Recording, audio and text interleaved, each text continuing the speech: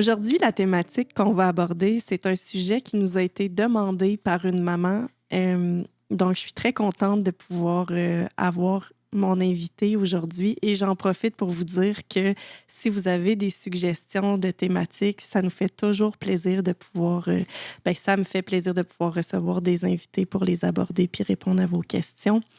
Euh, c'est une maman qui m'a demandé si on pouvait faire un épisode sur l'école à la maison. Et quand j'ai fait des petites recherches autour de moi, on m'a fortement suggéré d'inviter Véronique. Alors, merci Véro d'avoir accepté mon invitation. Ça fait plaisir. Donc, toi, tu fais l'école à la maison depuis combien de temps déjà? Bien là, mon plus vieux, il a 10 ans. Dans le fond, depuis toujours, on fait l'école à la maison avec lui. Ma plus jeune, 7. Puis, on n'a pas commencé avec le terme « école à la maison », en fait. C'est une famille que j'avais rencontrée qui faisait le unschooling, les apprentissages libres. Puis pour moi, c'était vraiment un monde qui s'ouvrait. Il y a eu... D'abord, là, la première fois que j'avais entendu parler de ça, quelques années auparavant, c'était vraiment du gros jugement. C'était « mais qu'est-ce que c'est que cette chose de ne pas envoyer ses enfants à l'école? » Moi, j'ai été scolarisée. Je connaissais rien qui s'apparentait déjà à l'école à la maison. Ou j'en avais entendu parler vaguement. Puis là, j'entendais parler d'enfants qui n'allaient pas à l'école, qui ne suivaient pas de curriculum du tout, puis qui vivaient la vie YOLO.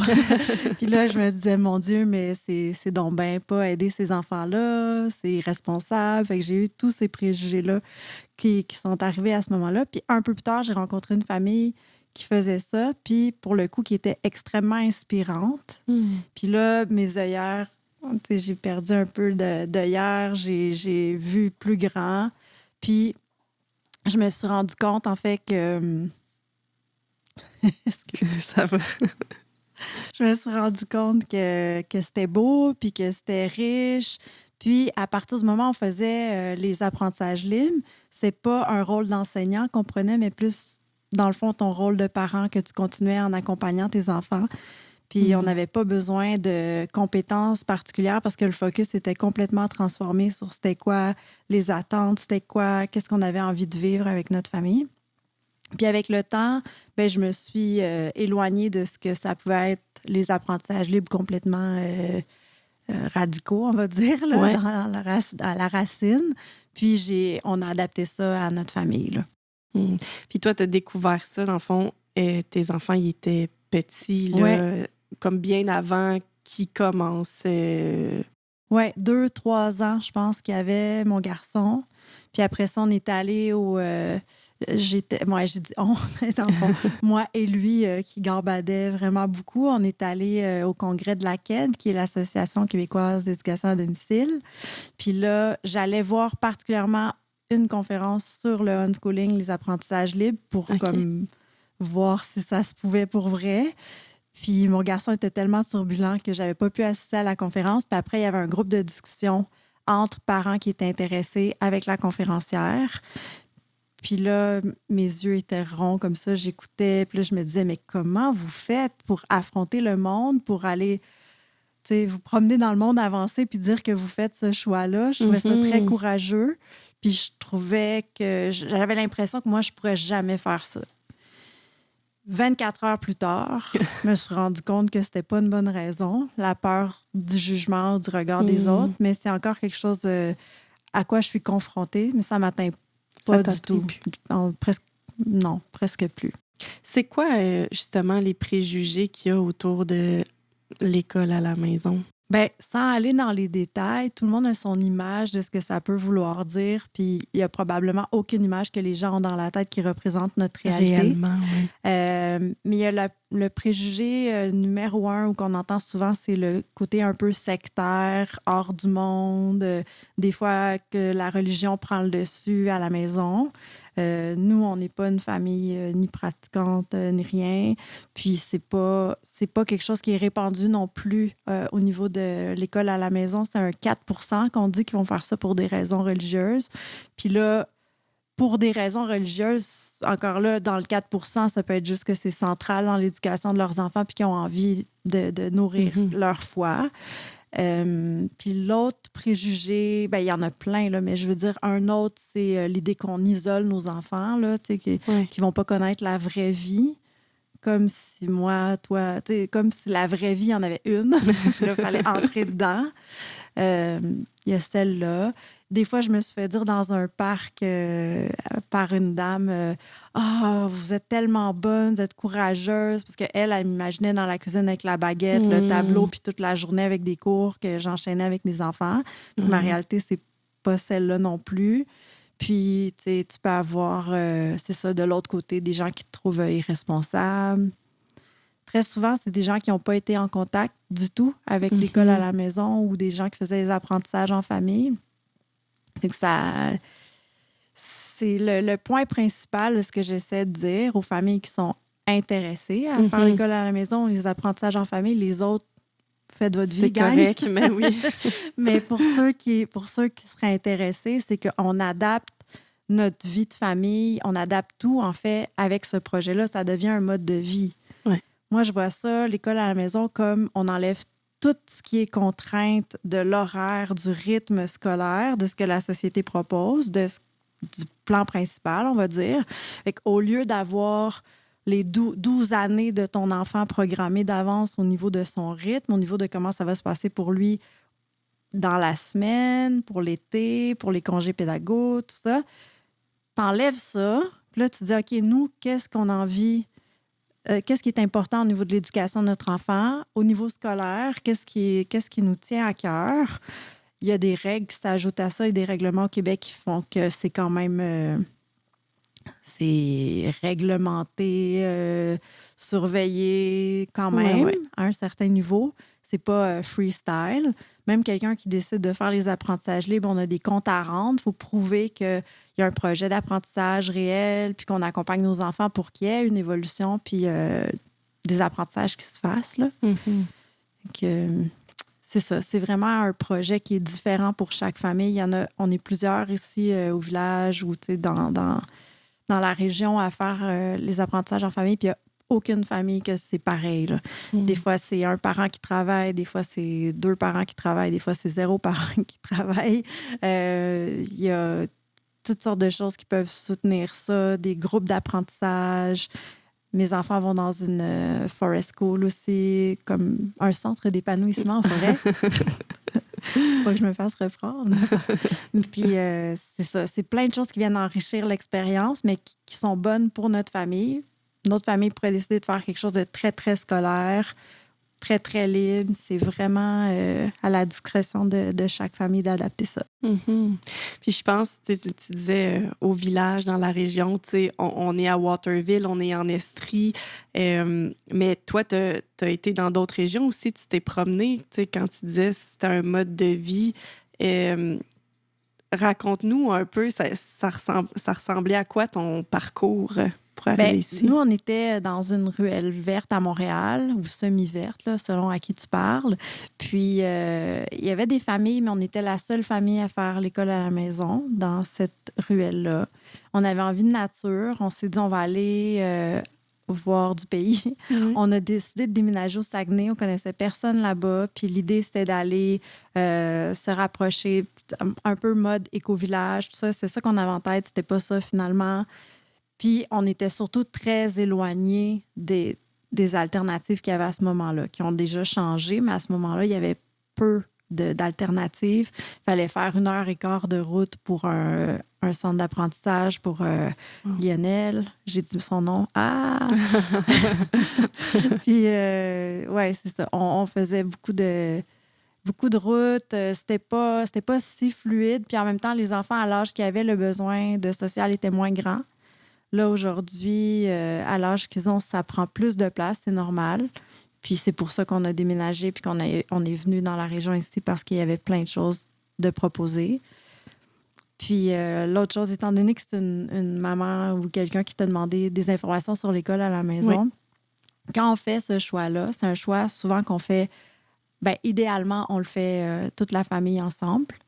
Puis ensuite de ça, on ne peut pas compter juste sur une initiative ou une autre famille. Des fois, c'est tentant de se dire, mes voisins font ça aussi, on va se mettre ensemble, on va pouvoir faire du travail d'équipe, tout ça. Ça change tellement, la vie change, il y a plein de choses sur lesquelles on ne peut pas s'appuyer. Fait que si la décision n'est pas forte au niveau de la famille ou du couple, ça va être très difficile de soutenir ça à long terme. Entre autres, à cause des vents contraires qui vont arriver, des doutes aussi qui vont arriver sur le chemin, mais aussi parce que ça prend, ça prend beaucoup d'adaptation. Quand tu es arrivé ici, il y avait 2 centres d'apprentissage libre, là, on va dire, là, ou 2 projets qui s'adressaient aux enfants de l'école à la maison, là, dans une zone rapprochée. Il y en a un qui a fermé. C'est pour dire, faut pas qu'on compte juste sur ça pour que ça soutienne notre projet familial, sinon ça s'écroule, là, c'est pas long. Là. Fait que plus il y a d'options, plus c'est viable, parce que là, tout repose pas juste sur une chose, que si ça ferme demain matin, là, t'as plus d'options, puis tu dois tout porter. Parce qu'il y a ça aussi, hein, je pense, comme croyance, que c'est lourd à porter de faire l'école à la maison, comme, parce que là, il faut être 100% du temps avec les enfants, puis là, en plus des responsabilités qui entourent les apprentissages. Mais toi, c'est pas ça que tu vis, là. Zéro. C'est ça. Non. Moi, il y a une partie de ton public probablement qui regarderait, là, c'est un petit oiseau qui regarderait mes journées puis qui trouverait que je suis dans la zone de la paresse, là, ou quelque chose. C'est ça encore, on va être tenté, on va voir ce qui se passe sur les réseaux sociaux, soit des projets de longue haleine que les parents font avec les enfants ou des gens super organisés. Je suis pas du tout toute la semaine avec mes enfants. Puis à l'âge qu'ils ont, ben, les amitiés prennent aussi de la place. Puis depuis que je suis arrivée ici à Waterville, j'ai aussi mis en place des initiatives qui soutiennent le projet d'apprentissage pour mes enfants ou ce qu'on souhaite pour eux en termes de socialisation, en termes de différentes activités disponibles. Fait que j'ai parti un groupe d'apprentissage avec les familles. C'est des groupes par enfant. Avec différentes activités qui sont proposées chaque semaine. On a fait aussi une ligue de hockey de rue. Il y a des enfants aussi qui vont à l'école qui joignent cette ligue-là, mais l'idée, c'était encore d'avoir des activités disponibles pour qu'on puisse socialiser. Puis il y avait beaucoup de choses au départ, quand on est arrivé il y a 2 ans, qui étaient plus artificielles dans un peu c'est quoi le besoin, on trouve une idée, puis on met ça en place. Mais maintenant, les liens ont pris tellement d'espace. C'est des gens qu'on a envie de revoir. Puis là, c'est vraiment, pour la première fois de ma vie, c'est vraiment une communauté vraiment en tant que telle, parce que on fréquente des fois les mentors de nos enfants à côté de ça. C'est ça, fait que toutes les ondes sont, comment dire, c'est relié. Se rejoignent. Oui, se rejoignent. Fait que là, nos enfants, oui, ils vont à la tribu, mais c'est les mêmes amis qu'on côtoie dans notre vie sociale. Puis là, tout ça... là, il y a beaucoup, beaucoup de sens en ce moment. Au départ, ça peut avoir l'air de « OK, comment on fait ça? Qu'est-ce que je peux mettre en place? » Puis il y a des choses qui, organiquement, deviennent vraiment stimulantes. Puis, j'ai tellement de choses à dire sur ta question. Parce que c'est ça, on s'imagine aussi que ça prend certaines qualités pour faire l'école à la maison. Ou certains, tu sais, j'ai beaucoup entendu « Moi, je pourrais pas. » Puis on en a parlé ensemble, c'est pas la même chose. Moi, je pourrais pas. Moi, je voudrais pas. Mais le « moi, je pourrais pas », il est rarement vrai. Il y a une partie de ces gens-là, mais même pas, en fait, les gens avec qui j'ai eu une conversation ne font pas partie nécessairement de ces gens-là, mais admettons que ce serait quelqu'un dans une zone de vulnérabilité grande, financière ou autre. OK, on enlève tout ça, on enlève toutes les situations précaires, largement précaires, on va dire. Après ça, c'est pas toutes les familles qui ont un gros budget pour faire l'école à la maison. Il y a des familles qui sacrifient un salaire, sacrifient voiture, chalet, vacances. Cette affaire-là de financière, c'est pas une raison, à mon avis, valable, à moins que ça soit vraiment important pour toi, puis là, on arrête d'en parler. Là. Mais je veux dire, c'est juste de faire comme « Ah, ou bien j'ai pas cette personnalité-là » ou « Moi, je pourrais pas être toujours avec mes enfants. » C'est parce que là, on s'imagine que ça va être ça la vie, mais il y a personne, c'est pas souhaitable pour aucun enfant d'être toujours collé sur ses parents. On dit école-maison, mais la plupart des familles qui font ça sont rarement à la maison.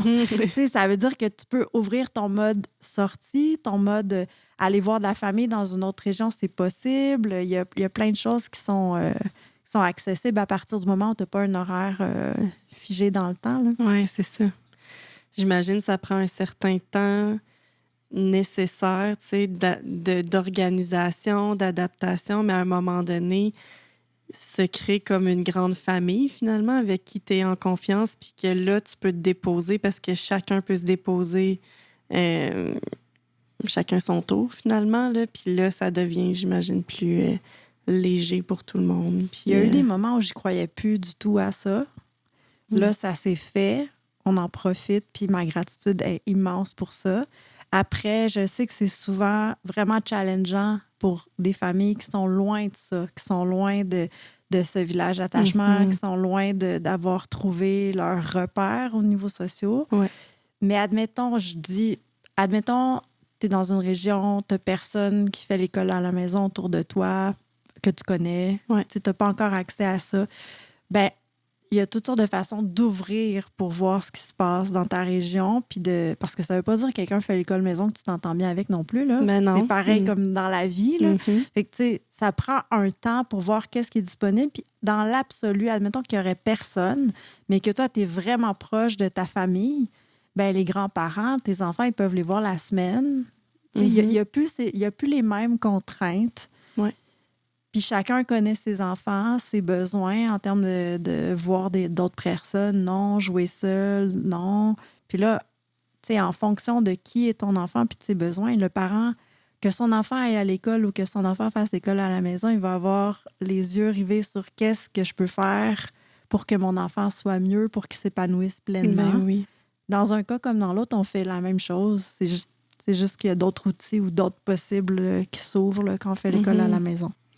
Oui, j'imagine, c'est de voir aussi, dépendamment d'où ces parents-là sont situés, il y a des organismes, il y a des centres communautaires, il y a différentes ressources. Oui. Fait que c'est aussi de s'ouvrir à, en plus des autres familles qui pourraient faire l'école à la maison, c'est quoi les ressources disponibles autour qui peuvent comme contribuer. Complètement. C'était ça l'idée alléchante avec les apprentissages libres, le unschooling. C'était on peut apprendre de tout le monde selon nos intérêts intrinsèques, vers quoi je vais aller. Fait que, le boulanger, le charpentier menuisier, bon, tu sais, c'est des, je sais pas, la vétérinaire que tu vas aller voir. L'idée, c'était tout le monde peut venir t'apprendre quelque chose dans ce processus-là. Fait qu'effectivement, se reconstruire, se barrer juste à ceux qui font l'école à la maison, c'est déjà... c'est pas une très bonne idée. Mal, mais dans ma tête à moi, c'est vraiment infini. C'est sûr que je suis une personne créative puis j'ai de la facilité à aller vers les autres de base, là. Mais dans ma tête à moi, c'est vraiment infini ce que tu peux faire. Tu avais reçu une maman qui voyage, qui a voyagé beaucoup avec ses enfants. Il y a ça, il y a infini. Une famille que ses valeurs, sa culture familiale serait beaucoup autour du sport. Ça laisse beaucoup plus de temps pour l'entraînement, pour aller faire des randonnées, donc, ça ouvre des portes, finalement. Ça donne plus de possibilités. Oui, je me considère zéro limitée, zéro... je suis féministe aussi. J'ai pas de mal à dire que... C'est ça, là, moi, le mouvement Tradwife, là, avec les tartes puis la robe à carreaux dans la cuisine. C'est sûr que c'est une marque là, des réseaux sociaux, mais je suis à des milles de ça. Je pense que si quelqu'un porte dans son cœur l'envie de faire l'école à la maison, des ressources, il y en a en ligne. C'est infini ce que tu peux trouver comme modèle, en faisant très attention à ce que tu peux y voir et trouver. Parce que là, encore même piège, si tu regardes ça et tu es comme « Oh mon Dieu, mais je pourrais jamais atteindre ce niveau de plénitude ou d'organisation ou de dévouement ou on passe à côté de quelque chose. Parce qu'on revient au fait que le parent, dans la grande, grande majorité des cas, est le mieux outillé pour savoir de quoi son enfant a besoin. Puis là, la page est blanche là, au début du projet. Là. Si tu envoies ton enfant à l'école, tu le sais. Là, pendant les 12 prochaines années, ça va être ça, sa vie. Puis là, tu vas faire en sorte qu'il soit nourri à travers ça. Mais un enfant qui ne rentre pas à l'école, la page est blanche, là, complètement blanche, puis tu peux être super alerte sur ce qui le passionne, ça va être quoi, qu'est-ce qui l'allume, qu'est-ce que tu as envie de lui, qu'est-ce qu'il a envie de développer, puis tout ça, puis... En tout cas, moi, tu le vois, là, je trouve ça vraiment beau, là, je trouve ça... ouais. Est-ce que tu pourrais nous dire un peu, justement, toi, comment ça s'organise, là, dans, tu sais, mettons, une semaine typique, entre guillemets, là, à quoi ça ressemble? Oui. OK. Dans le fond, le lundi, qu'est-ce qu'on avait le lundi? C'est ça. Une semaine sur 2, on a un groupe d'apprentissage avec différentes activités qui sont proposées aux enfants. On a eu quelqu'un qui est venu parler du cerveau. Il est arrivé avec un vrai cerveau humain. C'était quelqu'un de l'université de Sherbrooke qui était venu faire cet atelier-là. On a eu un atelier d'impro. Ça varie, là. D'une semaine à l'autre, c'est très diversifié. Donc, les enfants, ils ont ça dans l'après-midi, le lundi. Puis après ça, il y a Jeux Libre Waterville, qui est une initiative ici d'Elisabeth Dufresne c'est ça, un espace de jeux libres pour les enfants extérieurs avec du matériel polyvalent. Puis l'idée, c'est encore d'une rencontre communautaire puis que les enfants puissent jouer dehors. C'est très chouette au niveau de... Fait que ça, c'est tout de suite après le groupe d'apprentissage. Là, tu as compris que le lundi après-midi, on est avec des gens. Mes enfants socialisent. Ils voient d'autres gens. Puis oui, parce que ça, c'est ça, l'autre gros préjugé, c'est la socialisation. Là, comme si on était... On fait l'école à la maison. Ça veut pas dire qu'on habite en dessous d'une roche, là, gang. Là, on est bien entourés. Le mardi, mes 2 enfants vont à la Tribu des Bois, le centre d'épanouissement en forêt dont on parlait. Le soir, ma fille allait à la chorale.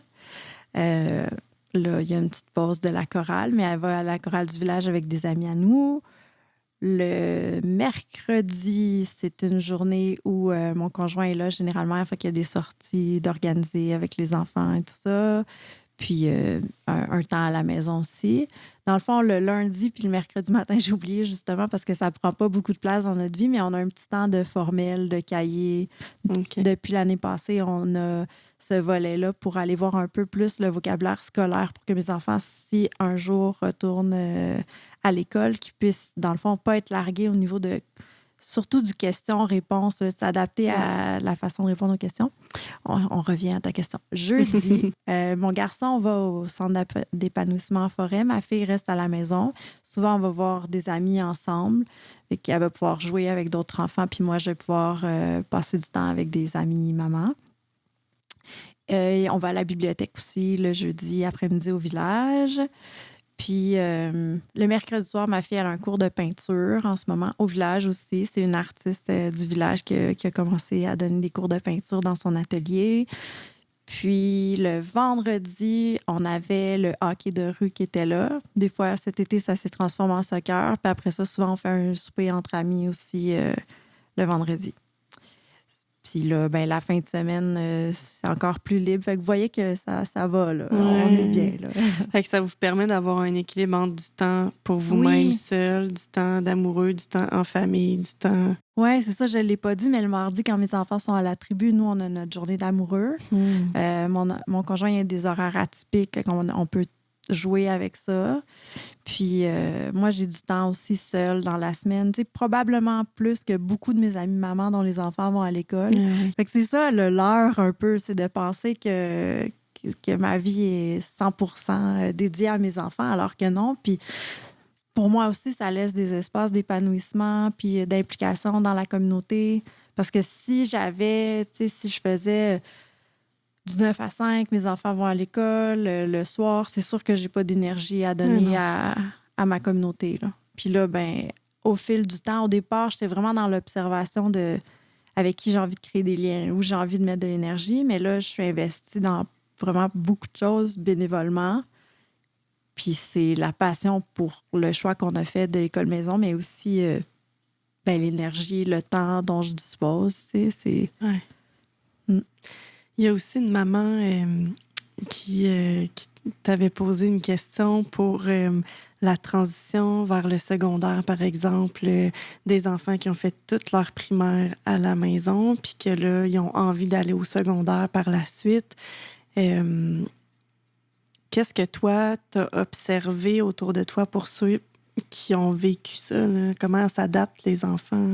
Peut-être que j'entends parler juste des belles histoires, mais moi, ce que j'ai entendu souvent, c'est qu'au bout de 2-3 mois, les enfants se sont adaptés, peu importe que le retour se fasse au primaire ou au secondaire.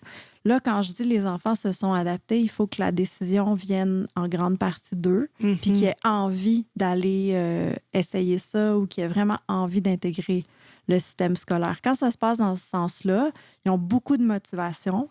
Puis même qu'il y en a qui ne comprennent pas quand ils arrivent à l'école à quel point les autres n'ont pas envie d'être là.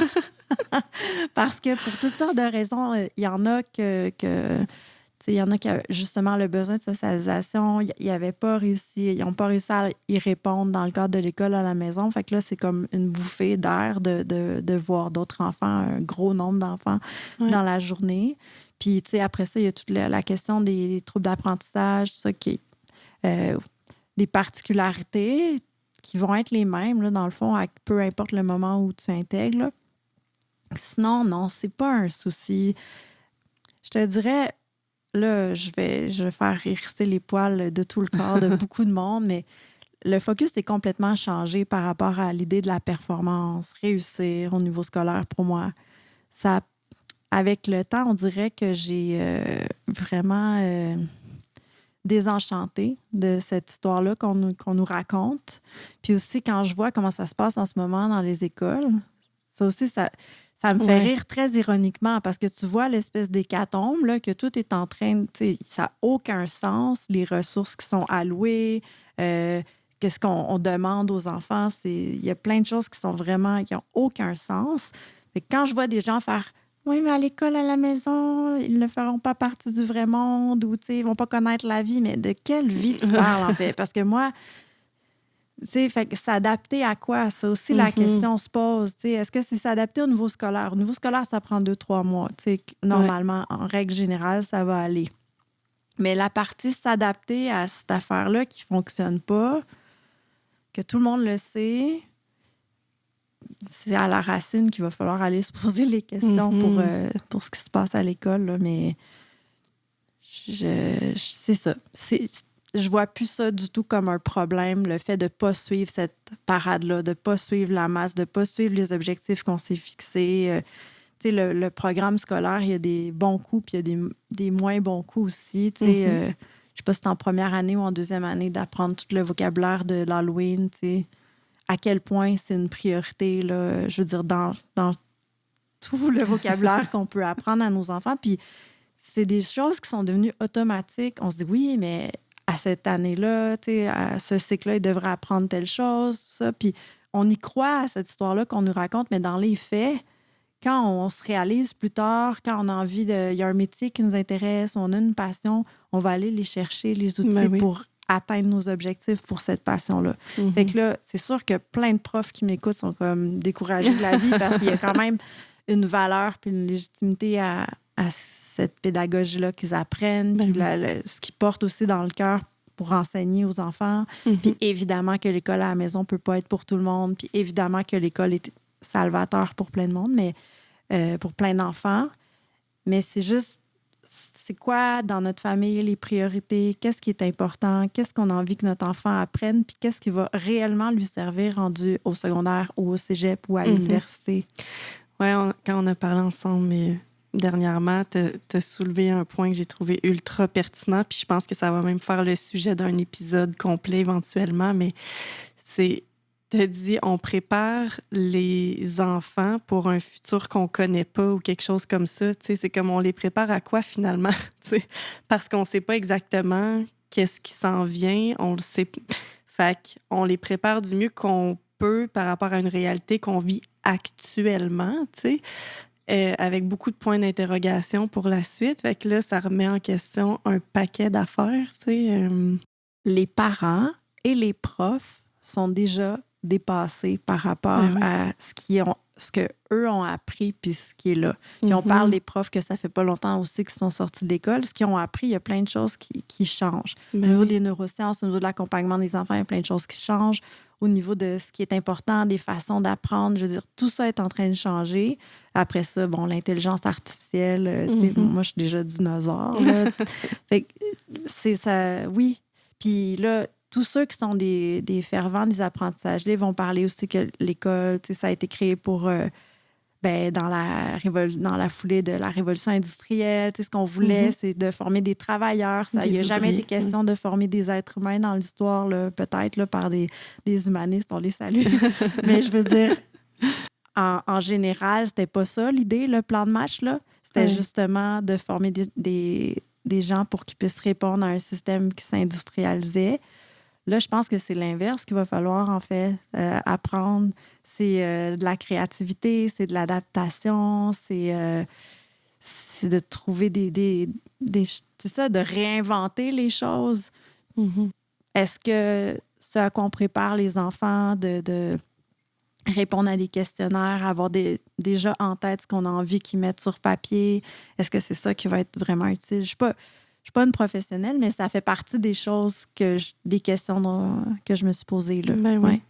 Ça me fait penser, récemment, j'ai entendu un segment avec Sonia Lupien, puis elle disait que... je me souviens pas exactement c'était quoi la question, là, à savoir est-ce qu'il y a un style parental qui est mieux qu'un autre, tu sais.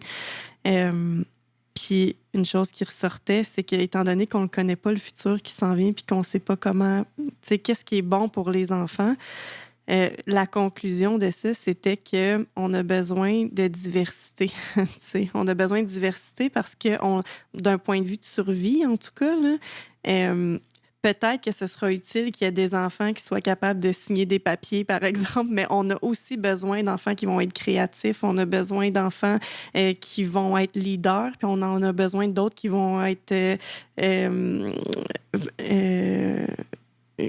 comment je dis, qui vont acter, je sais pas, qui vont produire, entreprendre, ou en tout cas, entreprendre, ouais, agir, peu importe.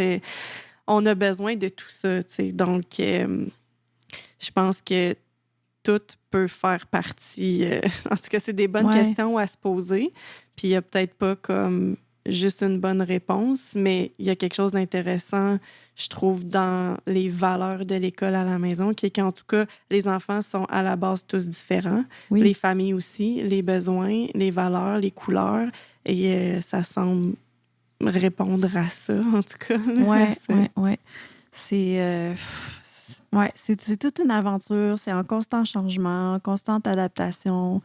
Mais c'est sûr que on se pose d'autres questions. La question, est-ce qu'ils vont réussir? Est-ce que tout ça, ça chamboule parce que tu dis réussir quoi? Dans quoi? Répondre aux critères de qui? Moi, j'ai l'impression que je me suis construite beaucoup, beaucoup dans le regard des autres. Pas parce que c'est une tendance naturelle chez moi, mais plus parce que à l'école, c'est ça qu'on m'apprenait. De répondre aux attentes autour de moi. Puis veut pas, c'est sur des années, là, tu la répétition. Oui, de cette affaire-là, de répondre à ce qu'on attend de nous. Puis je suis à peu près convaincue que c'est pour ça qu'il y a beaucoup d'adultes de nos âges qui se cherchent, qui se connaissent pas. Mm-hmm. Tu sais, c'était pas l'idée de s'individualiser, de savoir qui on était réellement. En surface, là, mais je veux dire, c'était pas l'intérêt premier de personne, encore bien moins d'un système. Fait que comment on peut faire pour que nos enfants apprennent à se connaître jeunes?